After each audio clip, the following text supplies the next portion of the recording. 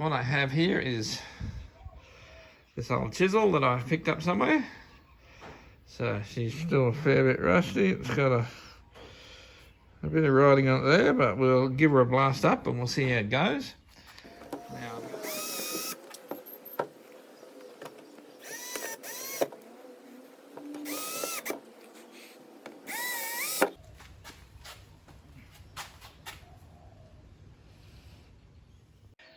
well, I've been chasing another sandblasting cabinet. You may recall my other one got damaged in a storm when the roof blew off my shed and it filled with water.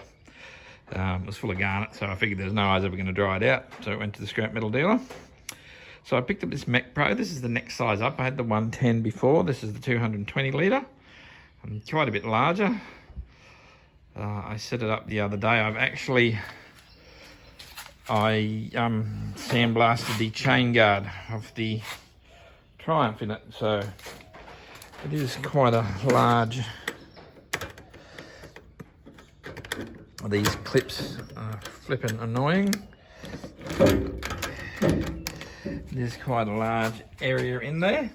I had a bit of trouble putting it together. I couldn't figure out where the hose that comes out of the feed there went, but that seemed to work, just putting it through there. I did see someone else say they had cut theirs down a bit so that it actually sat lower, which would give you a bigger area. So I think that's probably a good idea. This joint at the back here, there was no actual instructions, but they sent a picture and the picture seemed to have it back to front. So yeah, that's all a bit strange. Now on the other side there is a plug where I was intending to hook my vacuum onto, but there's no filter on the inside like there was on the last one I had. So yeah, I was a bit uncertain about that. I don't just want to hold it there because it'll just suck all the media out. But then I noticed that this vent at the back here seems to do a very good job. Now maybe it's just, I don't know, like the media doesn't go up there, but the fumes come out. So what I have here is this old chisel that I picked up somewhere. So she's still a fair bit rusty. It's got a bit of writing on it there, but we'll give her a blast up and we'll see how it goes. Now I'm going to sit my phone on the glass here and pull it in a bit. Now lighting is always an issue I found with these things. The lights that come with them are never ever good enough. So I'm going to put my lamp over the top there and see if I can use that to increase visibility a little bit.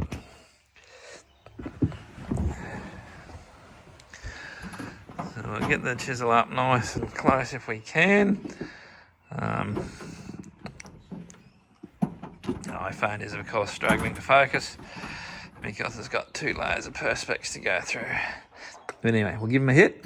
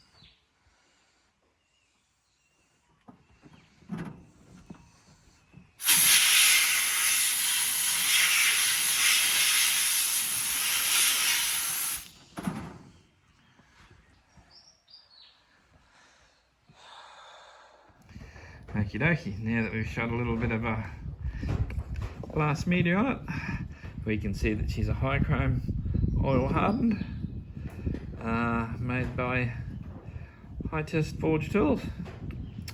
So yeah, another nice little chisel.